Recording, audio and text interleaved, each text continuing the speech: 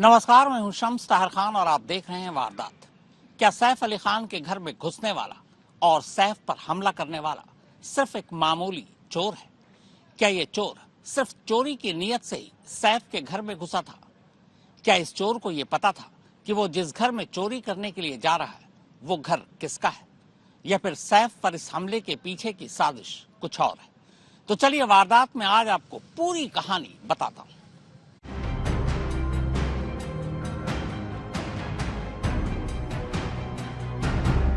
15 जनवरी की रात की ये वो इंस्टाग्राम स्टोरी है जो करिश्मा कपूर ने रात करीब 11 बजे सोशल मीडिया पर डाला था। उसके 3 घंटे बाद रात करीब 1:45 बजे के आसपास करिश्मा की छोटी बहन और सैफ अली खान की पत्नी करीना कपूर ने इसे रीपोस्ट किया। दरअसल ये तस्वीर उस डिनर पार्टी की थी जिसमें करीना, करिश्मा, इन दोनों की दोस्त रिया और सोनम कपूर शामिल थे। यानी 15 जनवरी की रात 2 बजे से पहले तक करीना बांद्रा के अपने इस घर में मौजूद नहीं थी। तब इस घर में सैफ अली खान अपने दोनों बेटों के साथ अकेले थे। इनके अलावा घर में इनकी मेड अरियामा फिलिप्स समेत 3 और स्टाफ थे। ये बांद्रा का सदगुरु शरण अपार्टमेंट है। इस अपार्टमेंट में सिर्फ डुप्लेक्स घर है, यानी एक के ऊपर एक। इस तरह कुल 11 घर हैं इस अपार्टमेंट और 11 ही फैमिली रहती है। सैफ और करीना के अलावा इस बिल्डिंग में ज्यादातर बड़े बड़े बिजनेसमैन के घर हैं। दूसरे बेटे जेह अली खान की पैदाइश के बाद सैफ और करीना अपने इस नए घर में शिफ्ट हुए थे। इस बिल्डिंग के इस टॉप फ्लोर पर सैफ करीना का घर है। सैफ, करीना और उनके दोनों बच्चों के अलावा इस घर में मेड अरियामा के साथ 2 और स्टाफ काम करते हैं। बांद्रा में सैफ और करीना के इस घर से 2.5 से 3 किलोमीटर की दूरी पर मन्नत और गैलेक्सी भी है, यानी शाहरुख खान और सलमान खान का घर। इस पूरी बिल्डिंग में कई सीसीटीवी कैमरे हैं। अपार्टमेंट के अलावा यहाँ रहने वालों ने अलग से भी सीसीटीवी कैमरे लगा रखे हैं। हर घर की अपनी प्राइवेट लिफ्ट भी है। लेकिन इतना सब होने के बावजूद कमाल यह है कि एक शख्स देर रात 1 बजे के बाद इस अपार्टमेंट के टॉप फ्लोर पर पहुंचता है, मगर एक भी कैमरे में वो कैद नहीं होता। ऊपर से हैरानी ये कि वो सीधे सैफ अली खान के इस घर में बगैर किसी रोक टोक के दाखिल हो जाता है। रात तो छोड़िए, अमूमन दिन में भी लोग अपने घरों के दरवाजे बंद रखते हैं। ऐसे में मान भी लिया जाए कि सीसीटीवी कैमरों को चकमा देता हुआ वो टॉप फ्लोर पर पहुंच गया, पर सवाल यह है कि फिर घर के अंदर कैसे दाखिल हुआ? देर रात सैफ और करीना के घर का दरवाजा खुला तो हरगिज नहीं रह सकता। दरवाजे पर कोई तोड़फोड़ भी नहीं की गई, तो क्या वो अजनबी हमलावर घर के अंदर मौजूद किसी एक की मर्जी से घर में दाखिल हुआ था? मुंबई पुलिस कंट्रोल रूम को सैफ पर हमले की खबर देर रात करीब 3 बजे मिली, जबकि जो हमले का वक्त बताया जा रहा है वो 1:30 बजे से 2:30 बजे के दरमियान का है। यानी हमलावर उस वक्त घर के अंदर था।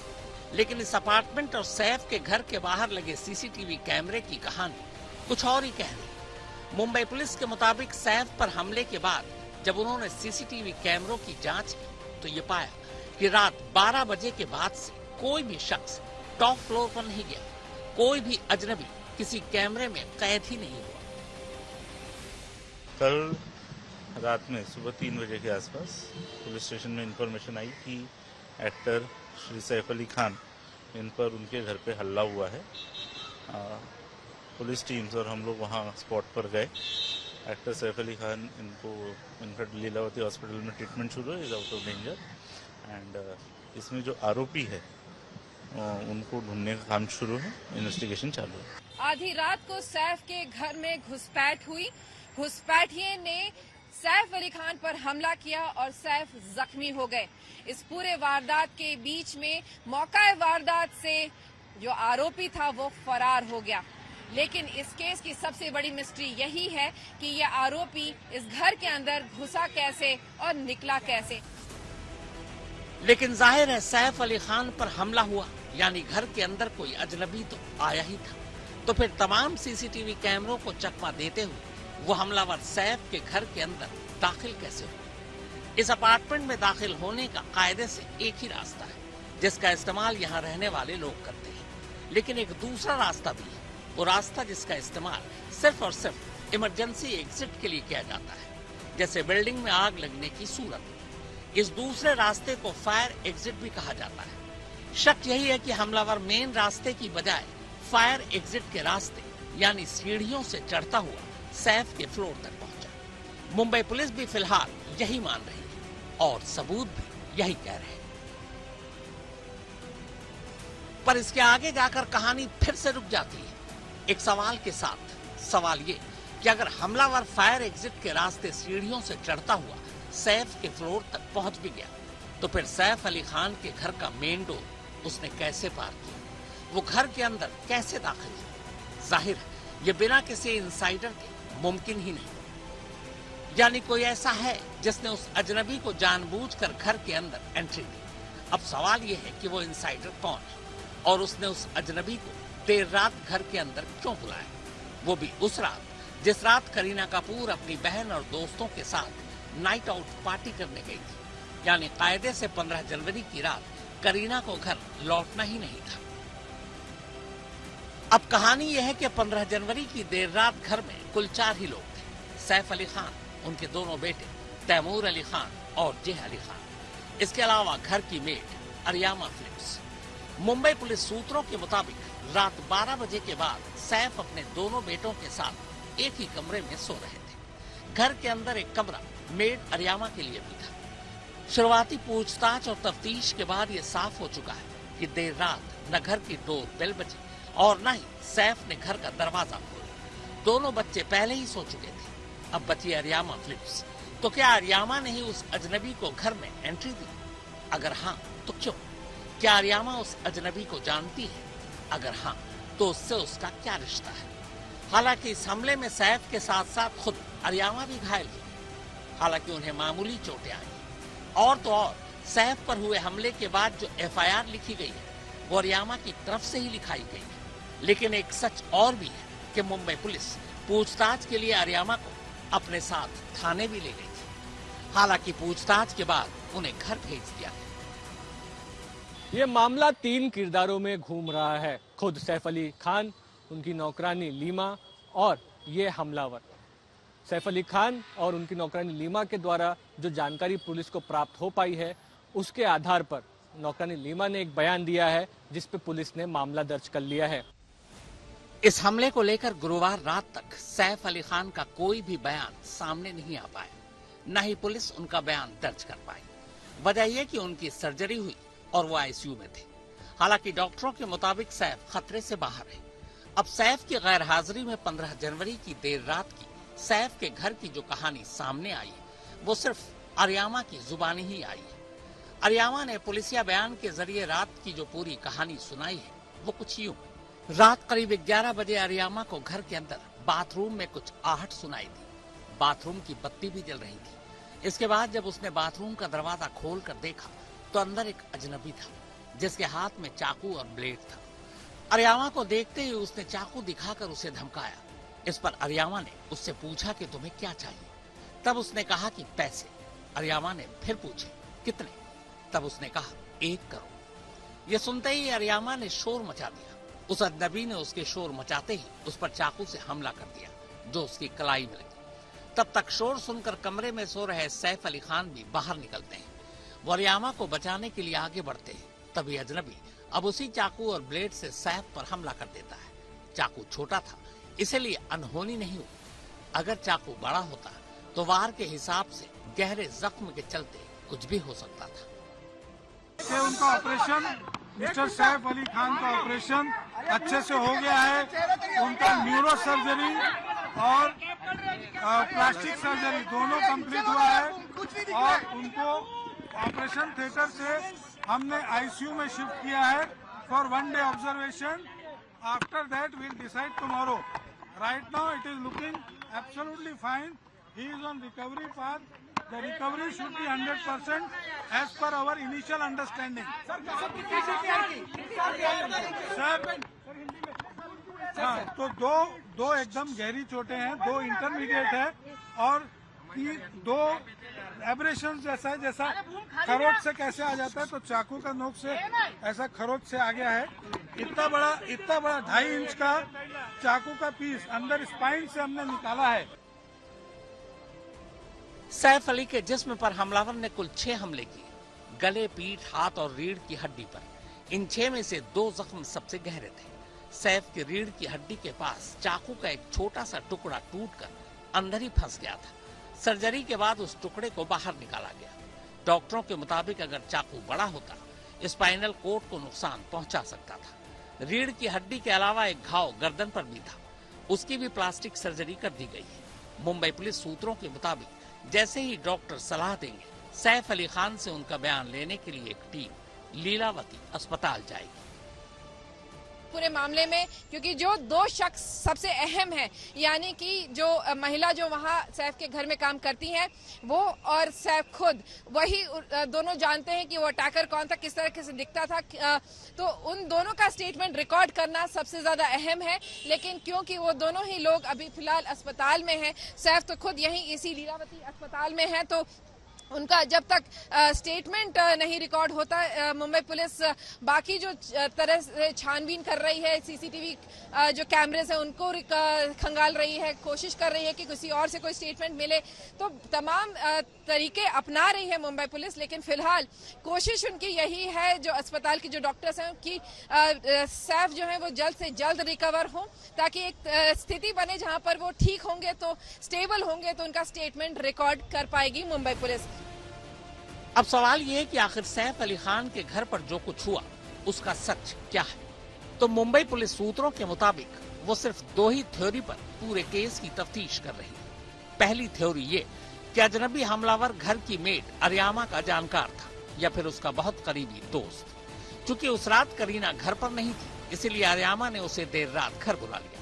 इस थ्योरी के पीछे पुलिस का तर्क ये भी है कि हमलावर ने सैफ पर तो कुल 6 वार किए, जबकि अरियामा पर चाकू से सिर्फ 1, वो भी मामूली।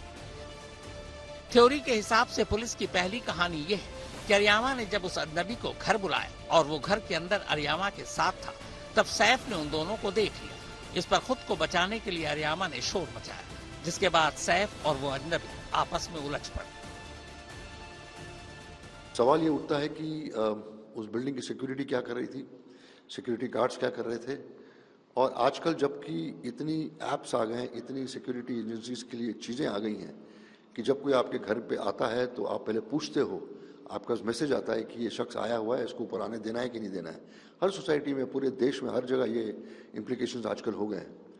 तो पहला जो सिक्योरिटी एजेंसी है बिल्डिंग की, और ख़ास करके जब सेलिब्रिटी होता है तो उसके अपने गार्ड्स होते हैं, अपनी सिक्योरिटी होती है। एक एक्स्ट्रा माइल जाकर वो शख्स जो है अपनी सिक्योरिटी का ख्याल रखता है। उनके अगेंस्ट एक्शन होना चाहिए। और कौन है ये शख्स जिसके इतने गट्स हैं कि रात के 2:30 बजे अर्ली मॉर्निंग जो है वो किसी के घर में घुसता है? कौन है जिसने दरवाजा खोला? हालांकि इस थ्योरी में कई झोल हैं। अरियामा से लंबी पूछताछ के बाद खुद मुंबई पुलिस भी इस थ्योरी को खुद ही काट रही है। मुंबई पुलिस के एक सूत्र के मुताबिक अरियामा काफी अरसे से सैफ और करीना के साथ है। करीना के बच्चों का शुरू से वही ख्याल रख रही है, उसे लेकर उन दोनों को कभी कोई शिकायत भी नहीं रही। तो अगर अरियामा का इस हमले में कोई रोल नहीं, तो फिर वो हमलावर कौन था?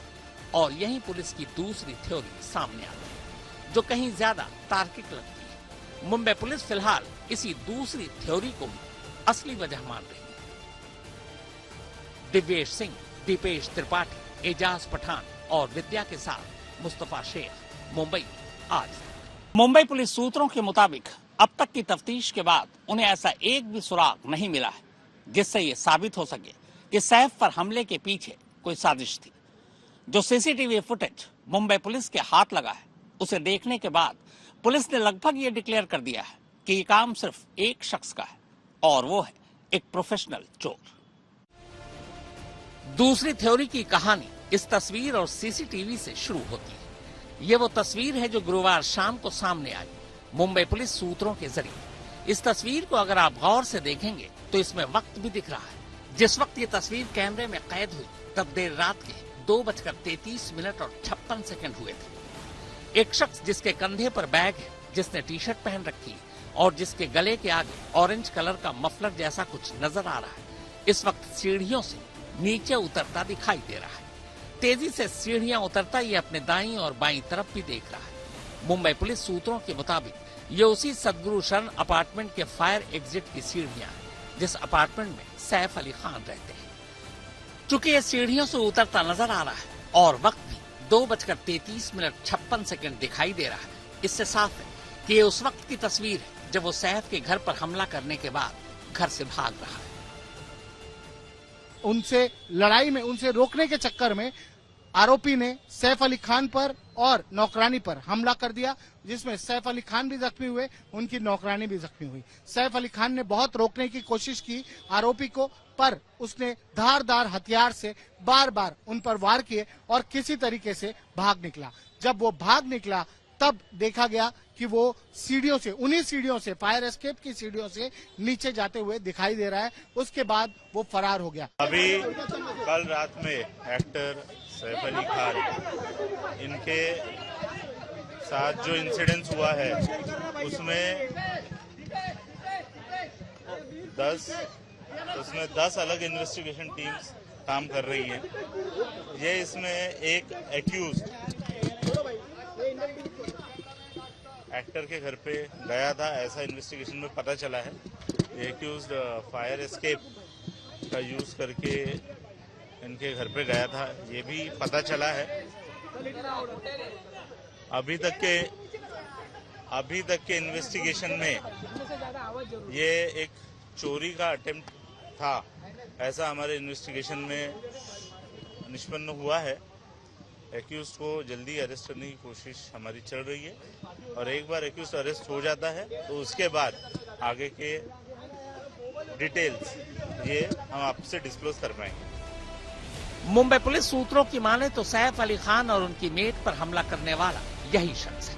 ये कोई और नहीं बल्कि एक प्रोफेशनल क्रिमिनल और चोर है। यानी पुलिस की दूसरी थ्योरी के हिसाब से 15 जनवरी की देर रात यही शख्स सैफ अली खान के घर में घुसा था, चोरी की नीयत से। लेकिन अरियामा ने इसे देख लिया और फिर जब उसने शोर मचाया तब इसने अरियामा को डराने के लिए चाकू से उसके हाथ पर हमला कर दिया। अरियामा की आवाज सुनकर सैफ अपने कमरे से बाहर आए और फिर अरियामा को बचाते हुए हमलावर से उलझ पड़े। इसी दौरान हमलावर ने चाकू से सैफ पर हमला कर दिया। वहीं दूसरी तरफ पुलिस का कहना है कि इस पूरे मामले की इन्वेस्टिगेशन कर रहे हैं और जल्द से जल्द कोशिश करेगा कि जो चोर है उसको पकड़ा जाएगा और उसके बाद ही साफ हो पाएगा कि जो चोर है उसका मकसद सिर्फ चोरी करना था या फिर सैफ अली खान पर किसी तरह का हमला करना था। इन सभी को लेकर के मुंबई पुलिस जो है जांच कर रही है। कई तरह के सवाल उठ भी रहे हैं वहां के सिक्योरिटी गार्ड को लेकर, उनके घर को लेकर। मुंबई पुलिस सूत्रों के मुताबिक ये शख्स कोई और नहीं बल्कि एक प्रोफेशनल होम ब्रेकर है। अगर पुलिस का दावा सही है तो इससे उस तीसरे सवाल का भी जवाब मिल जाता है कि आखिर हमलावर सैफ अली खान के घर के अंदर दाखिल कैसे हुए। बकौल मुंबई पुलिस चूंकि एक प्रोफेशनल चोर है, लिहाजा इसके पास हर ताले की चाबी होती है। यानी सैफ के घर के बंद दरवाजे को भी खोल सकता है और अपनी उसी चाबी से दरवाजा खोलकर चोरी के मकसद से ये घर के अंदर दाखिल हुआ था। सैफ अली खान पर हुए हमले को लेकर मुंबई पुलिस ने 7 टीमें बनाई हैं, तो वहीं मुंबई क्राइम ब्रांच की 8 टीमें इस मामले की तहकीकात कर रही हैं। मुंबई पुलिस के डीसीपी दीक्षित गेडाम ने कहा कि उन्होंने जो आरोपी है उसको आइडेंटिफाई कर लिया है, लेकिन वो उसकी धरपकड़ होना अभी बाकी है। पुलिस का कहना है कि चोरी के मकसद से आरोपी जो है वो सैफ अली खान के घर में दाखिल हुआ था और सीढ़ियों का इस्तेमाल उसने किया था, लेकिन वो सैफ अली खान के घर के अंदर कैसे गया और वो कब से उस बिल्डिंग के अंदर छुपा था, इन सारे सवालों के जवाब आरोपी के पकड़ने के बाद ही मिल पाएंगे। पर फिलहाल इस सवाल का जवाब नहीं है कि क्या इस चोर को, जो सचमुच चोरी की नीयत से ही सैफ और करीना के घर में घुसा था, ये पता था कि जिस घर में वो चोरी करने जा रहा है वो घर किसका है। जाहिर है बाकी के सारे सवालों के जवाब तभी मिलेंगे जब ये हाई प्रोफाइल चोर पुलिस के हाथ लगेगा। फिलहाल मुंबई के सभी चोरों के गैंग तक मुखबिरों को भेजकर इस चोर को ढूंढने के लिए एक साथ कई टीमें चोर पुलिस का खेल खेल रही है। दिवेश सिंह, दीपेश त्रिपाठी, एजाज पठान और विद्या के साथ मुस्तफा शेख, मुंबई आज तक। तो वारदात में फिलहाल इतना ही, मगर देश और दुनिया की बाकी खबरों के लिए आप देखते रहिए आज तक। जैसे कोई मैं सो रहा हूँ तो पिताजी को जगाना है मुझे, तो वो डायरेक्ट उठाने के बजाय, और हिंसा की परंपरा मेरे यहाँ नहीं थी सौभाग्य से, तो वो क्या करते थे कि उस कमरे में आ जाएंगे या बाहर से गुजरेंगे और चौपाई बोलेंगे प्रात काल उठ के रघुनाथा, मात पिता गुरु नावई माता। कभी कभी मैं गुस्से में उठ करके अरे पापा चरण स्पर्श किया और सो गया। मैंने कहा अब मत उठाना।